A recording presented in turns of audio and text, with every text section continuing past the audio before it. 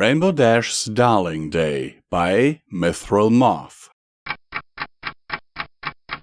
The bell over the door jingled, and Rainbow Dash walked into Carousel Boutique. Rarity looked up from adjusting the hemline on the dress. "Why, good morning, Rainbow Dash." Rainbow Dash trotted in. "Good morning, darling. Isn't today just darling? Rarity blinked. Yes. I thought we might head over to Sugar Cube Corner, darling. Wouldn't one of their darling breakfast pastries be simply darling? Rarity tilted her head. "Rainbow Dash, why are you talking like that?" "Why, whatever do you mean, darling?" Rainbow Dash turned to the door, looking back over her shoulder. "Well, darling, are you coming or not, darling?" Rarity frowned. Yes, of course. Darling!" Rainbow Dash said, trotting out into the sunny morning. "Did she crash and hit her head or something?" Rarity wondered as she grabbed her saddlebags and followed Rainbow Dash. Rainbow Dash looked up at the sky. "Why, it's simply a darling day, wouldn't you say, darling?" She stretched her wings. "But it's missing something. Rainbows, darling!" Rainbow took to the sky, rapidly creating a series of rainbows that connected to one end of Ponyville to the other. She landed beside Rarity, shaking mist from her wings, coat and mane. "Darling, wouldn't you agree, darling?" Yes," Rarity said. "Simply lovely." Rarity followed Rainbow Dash to Sugar Cube Corner. Rainbow Dash kept up a stream of conversation, peppering her speech with the word darling to a degree Rarity found absolutely ludicrous. However, concern for her friend kept her from speaking out of turn, so she simply endured the verbal torrent with grace and patience, keeping a concerned eye on her friend. When they arrived, Mrs. Cake greeted them at the counter. "What can I get you, dears, this morning?" "I'll have one of your darling cream cheese strudels, darling," Rainbow Dash said. Mrs. Cake blinked. "Okay, and you, Rarity?" "Oh, a sweet roll and an espresso," Rarity said. Once they had their breakfast, they took a seat at an open table. "Rainbow Dash, are you feeling quite all right?" Rarity asked. "Simply darling," Rainbow Dash replied. "And you, darling?" "Fine," Rarity said through clenched teeth. She took a bite of her sweet roll. What was happening here? Rarity went over all the possibilities in her mind. A magic spell gone horribly wrong? Head trauma? Discord? Poison joke? There were so many things that could be causing Rainbow Dash to behave this way. As they left Sugar Cube Corner, Rainbow Dash said, "Thank you for having breakfast with me, darling." "It's no trouble, really." "I'm about to do some shopping, darling. Would you care to join me, darling?" Rarity shuddered. "Sure, I'd love to." "Excellent, darling." For the rest of the day, Rarity followed Rainbow Dash around Ponyville.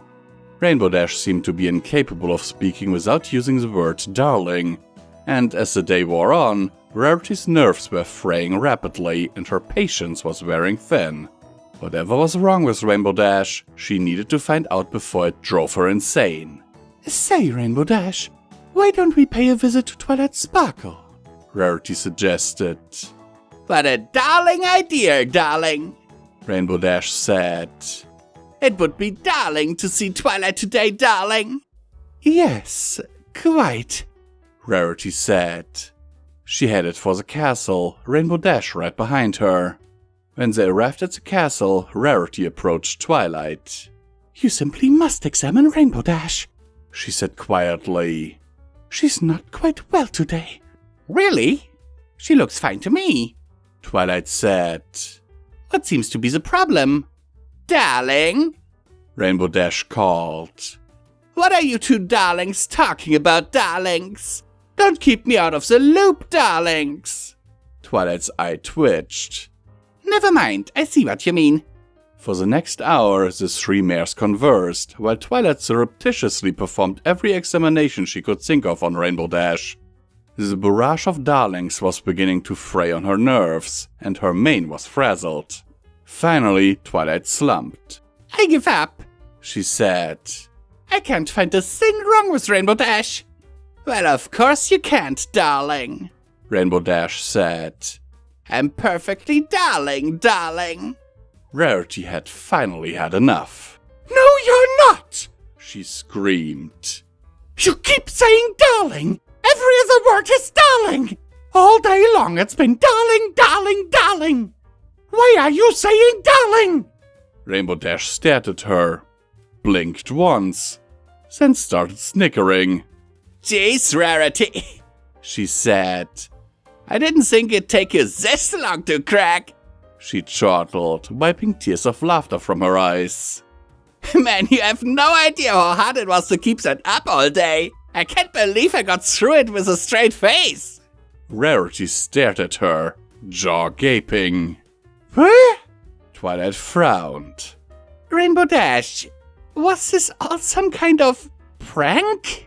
Yep, Rainbow Dash said. Well, more of a bet. AJ, you back there? Applejack trotted out from behind her throne, chuckling. You'll want, Sugar Cube, she said, hoofing a small bag of bits over to Rainbow Dash. I thought for sure she'd throw a fit before y'all even finished breakfast. Rarity stared at the two of them, eyes half-lidded. The two of you made a bet over how long it would take me to go insane from Rainbow Dash saying darling? Yep, Rainbow Dash said. I said it'd take at least 2 hours. AJ thought we wouldn't make it out of Sugar Cube Corner before you freaked out. I see, Rarity said. And why, pray tell, would you make such a wager? Rarity and Applejack looked at one another and shrugged. We just thought it'd be funny, Rainbow Dash said. Funny, eh? Rarity asked, eyes narrowed dangerously. Oh, horse apples, Twilight said, diving behind her throne. Rarity pawed the crystal floor with a hoof, lowering her head and snorting steam. In a low, dangerous voice she said, You'd best start running now, darlings.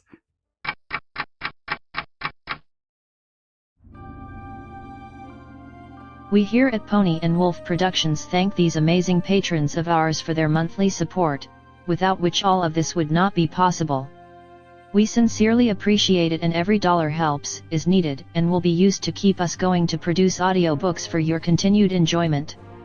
It is, now more than ever, important that you support your favorite creators if possible, due to YouTube changing in a way that is not very friendly to content creators. Especially small content creators, like us.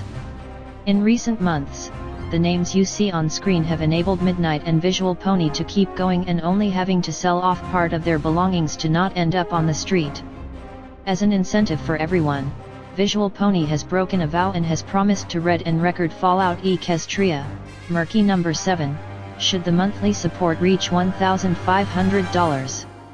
To be clear, this is the absolute minimum amount needed to keep the apartment and all bills paid without starving, while a production of this size is ongoing.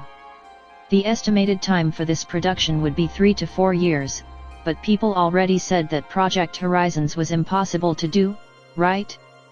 And now look who did it, so with Pony&Wolf, you know we can finish the job. For further information on how to support us, please have a look at the description of this video, as there are also other ways, like our merch store. Sincerely and forever yours, your Pony&Wolf team.